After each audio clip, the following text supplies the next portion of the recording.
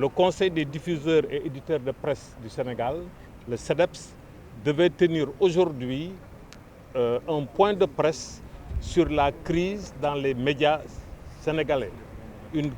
Une crise qui ne fait qu'empirer depuis 300 jours que le nouveau régime est installé.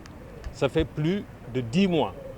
Nous avons eu la grande surprise aujourd'hui, arrivé à la maison de la presse, de ne pas avoir accès à la salle de presse. Le directeur de la maison de la presse, que j'avais informé hier, comme on le fait habituellement, et il m'avait dit qu'il allait prendre les dispositions nécessaires et informer ses services. Malheureusement, et qu'il allait me revenir, il ne m'est pas revenu. Et aujourd'hui, ses propres services ont tenté de rentrer en contact avec lui, mais n'ont pas pu le joindre. Le résultat final, c'est qu'on interdit la maison de la presse au patronat de la presse. En réalité, tout cela s'inscrit dans la politique définie et orchestrée par le nouveau régime du président Bassirou Diomaye Diakhar Faye. Depuis plus de 10 mois maintenant, il y a une politique, une stratégie pour liquider la presse privée au Sénégal. Vous aviez suivi à l'époque, au niveau fiscal, le refus d'effacement fiscal octroyé aux entreprises de presse qui avaient subi de plein fouet la crise du Covid-19 et qui ne s'en sont toujours pas relevés. De la même manière, le nouveau régime a refusé les moratoires pour les entreprises de presse. Et s'en sont suivis des poursuites judiciaires qui ont abouti au blocage des comptes des entreprises de presse. Donc, au niveau fiscal, il y avait une politique bien orchestrée. De la même manière, au niveau économique, on veut tuer les entreprises de presse privées. À commencer par le fait que l'État du Sénégal doit beaucoup d'argent, plusieurs milliards de francs CFA aux entreprises de presse privées, et l'État du Sénégal, sous le régime du président Diomaye, refuse de payer ce qu'il doit aux entreprises de presse. Pire, le gouvernement a pris la décision d'annuler, de résilier de manière unilatérale les contrats de publicité.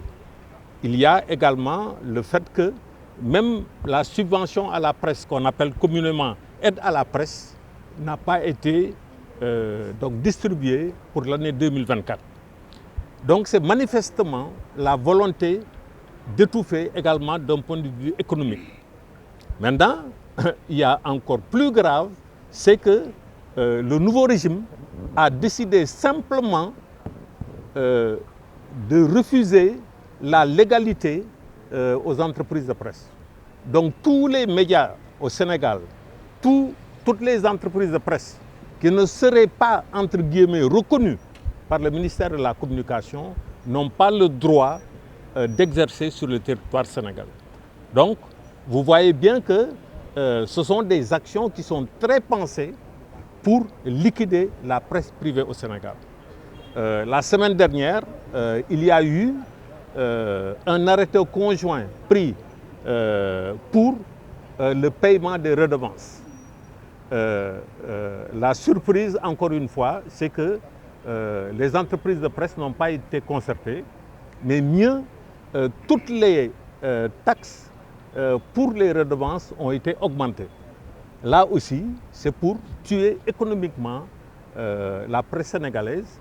Et cette vision de redevance pour la presse, c'est une vision simplement fiscaliste et qui ne correspond pas ni aux intérêts de la presse, mais surtout aux intérêts du Sénégal, qui doit favoriser les conditions de développement d'une presse libre et indépendante, viable économiquement. Donc tous ces faits sont vraiment des faits extrêmement graves pour la première fois au Sénégal lors de la troisième alternance politique. Lors des deux premières alternances politiques, nous avions des menaces sur la liberté de la presse. Mais aujourd'hui, on a dépassé le stade des menaces. Ce sont des actions concrètes qui ont été menées contre les entreprises de presse pour simplement le musellement de la presse. Ceci est extrêmement grave et nous voudrions vraiment lancer un appel au président de la République pour que l'appel au dialogue rénové avec la presse qu'il avait lancé en Conseil des ministres le 14 août 2024, que cet appel-là soit enfin matérialisé. Malheureusement, les 10 mois que nous avons vécus sous le nouveau régime attestent incontestablement d'un recul, d'une hypothèque sur la liberté de la presse et la liberté même d'entreprendre dans le secteur de la presse. Donc, nous lançons également un appel à tous les citoyens. Nous lançons un appel à l'ensemble de la société civile, à l'ensemble de notre élite politique, économique, intellectuelle, à nous, acteurs des médias, parce que cette situation-là concerne autant les entreprises de presse que les employés des entreprises de presse. Nous lançons donc un appel également aux partenaires du Sénégal pour que la tentative de musellement de la presse ne puisse aboutir. Il en va de la démocratie au Sénégal, il en va du développement du Sénégal et aucune politique de souveraineté ne pourra être couronnée de succès si la presse est réprimée. Encore une fois, nous avons eu ces mêmes positions. On ne peut pas nous attaquer sur le fait que nous défendons des positions de principe. Nous avons eu ces mêmes positions sous la première alternance avec le président Abdoulaye Wade. Nous avons eu les mêmes positions sous le président Macky Sall lors de la deuxième alternance. Aujourd'hui encore, nous sommes sur les mêmes positions pour que la liberté de la presse, consacrée par la Constitution du Sénégal, soit garantie au Sénégal et quel que soit le régime en place, que la liberté de la presse ne puisse être remise en cause. Donc voilà l'appel que nous lançons et encore une fois, nous déplorons le fait des